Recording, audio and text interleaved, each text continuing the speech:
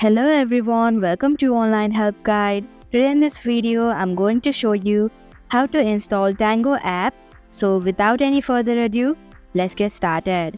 First of all, click on the Play Store application. Now in the search bar, type in Tango. Now click on the install button of Tango app. Now after the app has been installed, click on the open button in order to use the app. So that is how you can install Tango app. Thank you for watching Online Help Guide. Hope this video was helpful. If it was, hit the like button and comment down if you have any questions or feedback.